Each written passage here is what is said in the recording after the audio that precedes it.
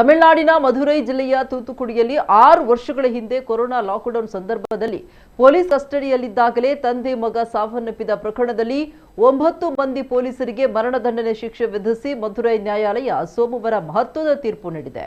Mobile phone ಮಾರಾಟ ಅಂಗಡಿ ನಡೆಸ್ತಾ ಇದ್ದ ಜಯರಾಜ್ ಮತ್ತು ಅವರ ಪುತ್ರ ಬೆನಿಕ್ಸ್ ಲಾಕ್ಡೌನ್ ನಿಯಮ ಉಲ್ಲಂಘಿಸಿ ನಿಗದಿತ ಅವಧಿ ಮೀರಿ ವ್ಯಾಪಾರ ಮಾಡ್ತಾ ಇದ್ರು ಎಂಬ ಆರೋಪದ ಮೇಲೆ 2020 ಜೂನ್ 19ರಂದು ಪೊಲೀಸರು ಅವರನ್ನು ಬಂಧಿಸಿದ್ರು.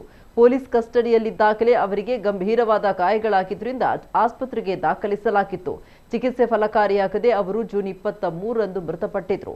ಪೊಲೀಸರು ನೀಡಿದ ಚಿತ್ರಹಿಂಸೆಯಿಂದಾಗಿ ತಂದೆ ಮಗ ಮೃತಪಟ್ಟಿದ್ದಾರೆ ಎಂದು ಅವರ ಕುಟುಂಬದವರು ಆರೋಪಿಸಿದ್ರು. ಈ ಘಟನೆಗೆ ತಮಿಳುನಾಡು ಮಾತ್ರ ಅಲ್ಲದೆ ದೇಶದಾದ್ಯಂತ ವ್ಯಾಪಕ ಆಕ್ರೋಶ ವ್ಯಕ್ತವಾಗಿತ್ತು.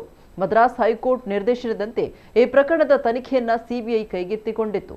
ಘಟನೆಗೆ ಸಂಬಂಧಪಟ್ಟಂತೆ ಇನ್ಸ್ಪೆಕ್ಟರ್, 2 ಸಬ್ ಇನ್ಸ್ಪೆಕ್ಟರ್ಗಳು ಸೇರಿ 10 ಜನ ಪೊಲೀಸರನ್ನ ಬಂಧಿಸಲಾಗಿತ್ತು. ಒಬ್ಬ ಪೊಲೀಸ್ ಕಾನ್ಸ್ಟೇಬಲ್ ಅನ್ನ ಪ್ರಕರಣದಿಂದ ಕೈಬಿಡಲಾಗಿದೆ.